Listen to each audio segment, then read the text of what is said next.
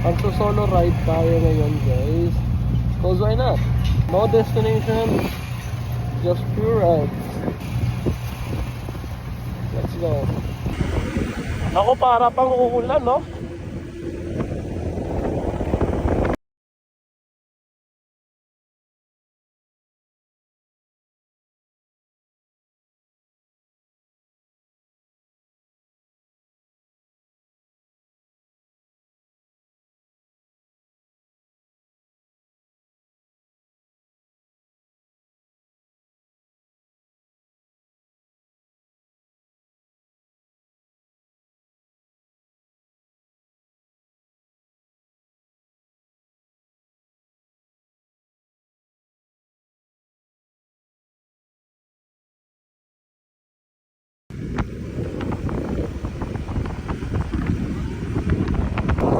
Pupuntahan natin yung favorite spot ko dito sa Diversion Road.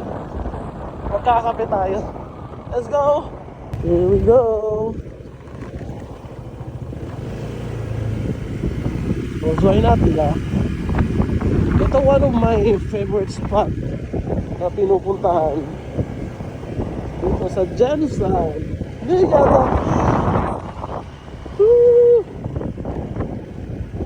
Ang sarap puntahan to, lalo na pag ganitong oras. Kasi imagine nagkakape ka, nature vibe, tapos yung aeroplano nasa harapan mo, nagta-take off. Ganda ng daanan. Bagay na bagay yung ADV 160 ko dito. Ayan. Yeah.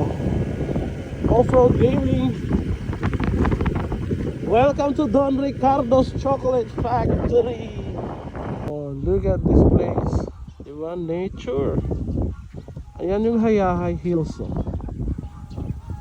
Tapos dito tayo sa Don Ricardo's Chocolate Factory. So, itong dala natin ang ating motor na 160 ADV. So, nabago na. Dito na nagpa-park lahat. Hindi na tayo nakapasok sa loob. What to see? Andito na tayo. Wala tayong cash. Naiwan yung pera natin, yung bag. So, dadalhin na natin is cellphone. Konti pala yung tao dito. Let's go. Let's have brewed coffee and bibingka.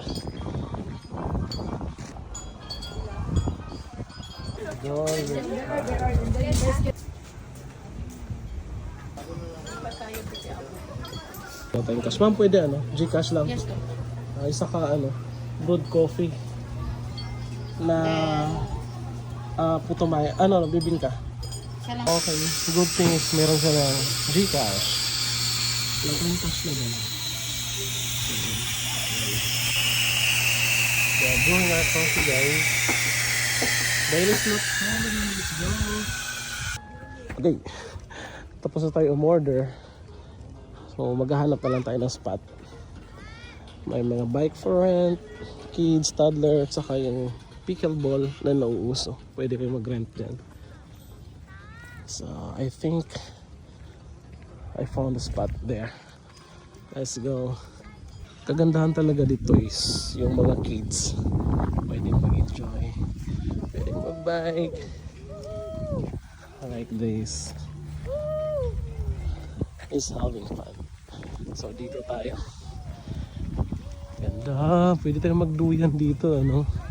Dadala tayo ng duyan. Sarap magkape. May mga kasama kayo, pwede kayo dyan. Pwede kayo dito. Pero dito tayo. So yan yung setup. Dito tayo. Sa taas, nakatingin dun sa baba.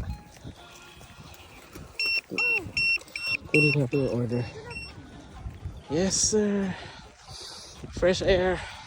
Pwede pala kayong mag-camping dito overnight. You can rent a tent or pwede kayong magdala ng sa inyo. Tapos pag ano na kayo, camping na dito. May breakfast na din sila. They are serving meals.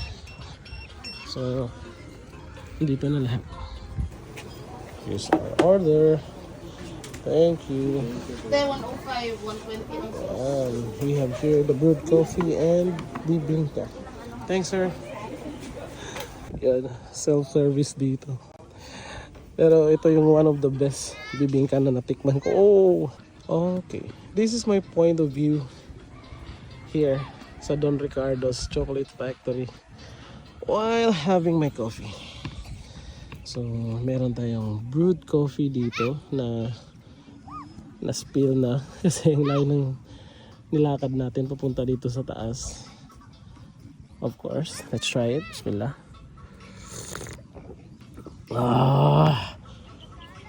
Always my coffee. Saka itong binabalik-balikan ko dito yung putumaya nila at saka itong bibingka. One of the best bibingka na na-try ko aside kay Kuya Ed na bibingka. So first bite, bismillah. Sarap. May buko, yan.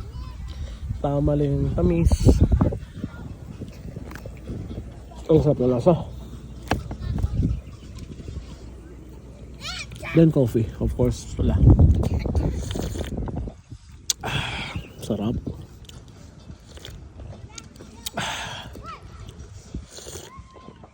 The best. Wow.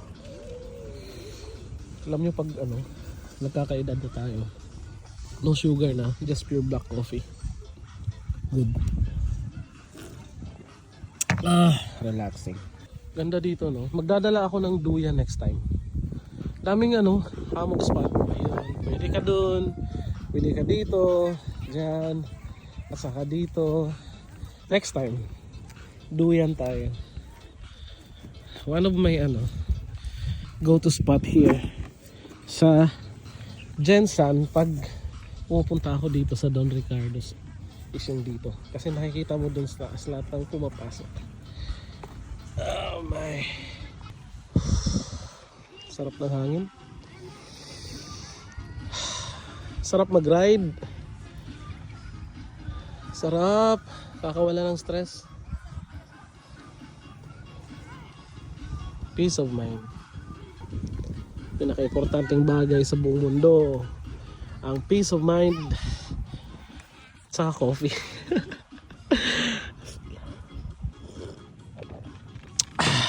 Wow. Take off. Diyan na kasi yung airport ng Jensen.